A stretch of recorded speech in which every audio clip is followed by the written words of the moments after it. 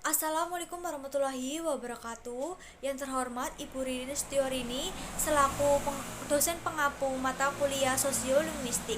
Perkenalkan, nama saya Devi Fitriani. Di sini saya bertugas sebagai moderator. Dan teman-teman saya yaitu ada Adinda Alma Wijayanti dan yang kedua Mas Asep Salimudin. Dan di sini kami membawakan topik mengenai interferensi bahasa. Yang pertama yaitu tentang pengertian interferensi bahasa. Bahasa penerima merupakan bahasa yang menerima unsur-unsur bahasa yang diinterferensi, sedangkan unsur bahasa yang terserap adalah bentuk-bentuk kaidah atau tingkatan bahasa yang terserap dan menjadi bukti bahwa antara kedua bahasa tersebut terjadi sebuah interferensi. Baker 2001 menyebutkan fenomena interferensi bahasa dapat dijumpai pada individu yang memiliki kemampuan lebih dari satu bahasa atau bilingual, di mana interferensi merupakan keadaan seseorang mencampur bahasa kedua dengan bahasa jati mereka.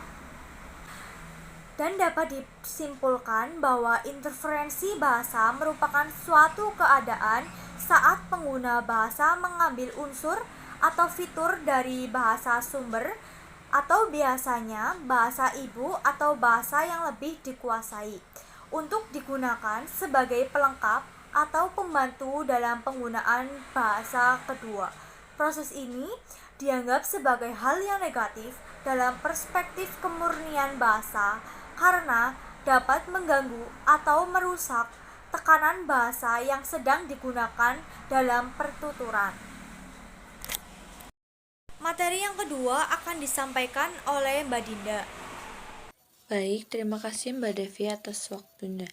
Materi yang selanjutnya ada penyebab interferensi bahasa.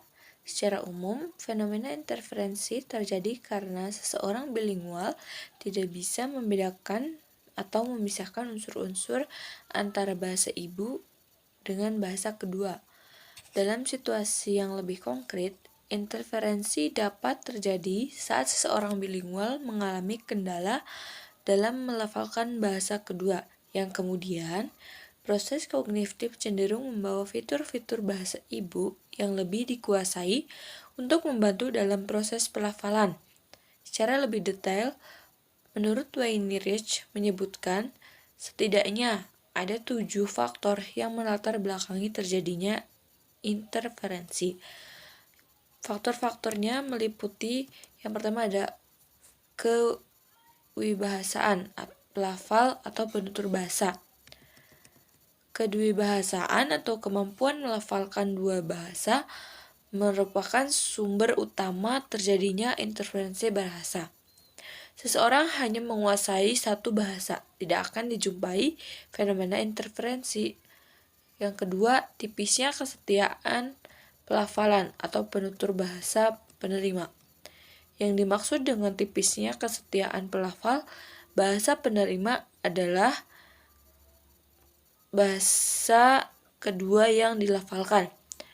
Hal tersebutnya nantinya akan berujung pada pengabaian kaidah-kaidah bahasa penerima yang kemudian akan terjadi pengambilan unsur-unsur bahasa sumber ibu yang lebih dikuasai. Yang ketiga, tidak cukupnya kosakata bahasa penerima. Tidak cukup atau tercukupnya kosakata bahasa penerima bergantung pada kemampuan individu dalam mempelajari atau memahami kaidah bahasa. Pada dasarnya, kemampuan seseorang mempelajari bahasa kedua dilatar belakangi untuk tujuan tertentu yang mengunjang kehidupannya. Selanjutnya, menghilangnya beberapa kosakata yang jarang digunakan. Beberapa kosakata yang jarang digunakan oleh individu lama-kelamaan akan menghilang. Jika hal ini terjadi, jumlah kosakata yang dikuasai oleh pelafal akan berkurang, sehingga akan mempengaruhi kemampuan dalam melafalkan bahasa. Yang selanjutnya, kebutuhan persamaan kata atau sinonim.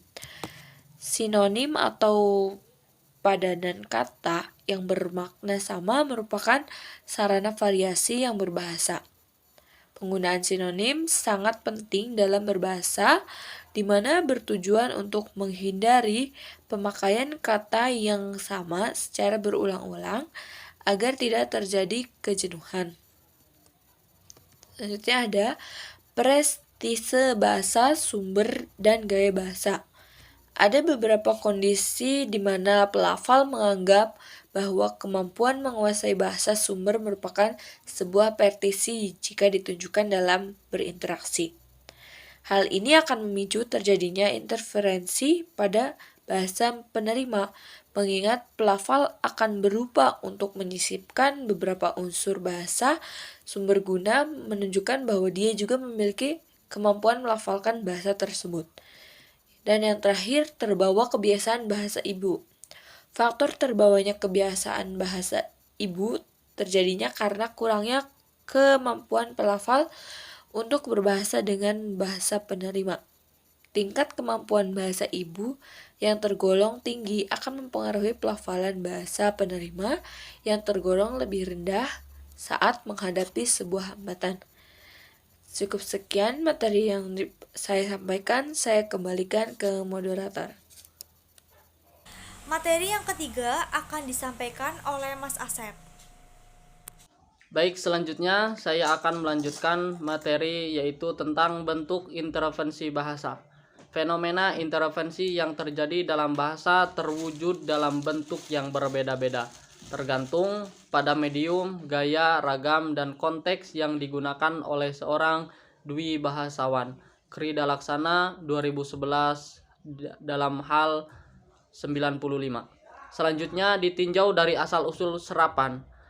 Ditinjau dari asal-usul serapan, intervensi dapat dibedakan menjadi intervensi sekerabat, internal interference, dan intervensi bukan kerabat, external interference. Intervensi sekerabat merupakan jenis intervensi antara bahasa serumpun, misalnya antara bahasa Jawa dan bahasa Indonesia. Sedangkan intervensi bahasa bukan kerabat terjadi antara bahasa yang sejatinya tidak memiliki hubungan khusus, namun urgensi penggunaannya dianggap penting. Misalnya antara bahasa Inggris dan bahasa Indonesia. Selanjutnya ditinjau dari arah unsur serapan. Seperti yang telah disebutkan sebelumnya, dalam fenomena intervensi terdapat 3 unsur penting, yaitu bahasa, sumber unsur penyerap, dan bahasa penerima. Setiap bahasa memiliki peluang yang sama untuk menjadi bahasa sumber atau bahasa penerima. Jika proses intervensi berjalan 2 arah atau timbal balik, disebut sebagai intervensi produktif. Namun jika intervensi hanya berjalan 1 arah dan salah satu bahasa hanya menjadi bahasa sumber atau hanya menjadi bahasa penerima, maka disebut sebagai intervensi reseptif. Selanjutnya yaitu ditinjau dari segi pelaku. Ditinjau dari segi pelaku, jenis intervensi dapat dibedakan menjadi 1. Intervensi perlakuan, performance interference. Intervensi yang menjadi pada pelaku bahasa, perorangan, dan yang kedua yaitu intervensi pelakuan, performance interference. Intervensi yang terjadi pada awal orang belajar bahasa asing. Selanjutnya ditinjau dari segi bidang.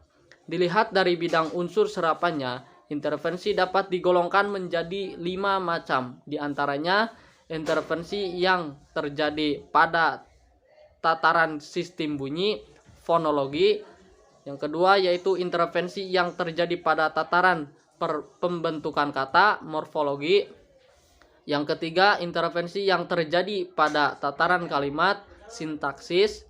Yang keempat, intervensi yang terjadi pada kosakata, leksikon. Yang kelima, intervensi yang terjadi pada tataran makna, semantik.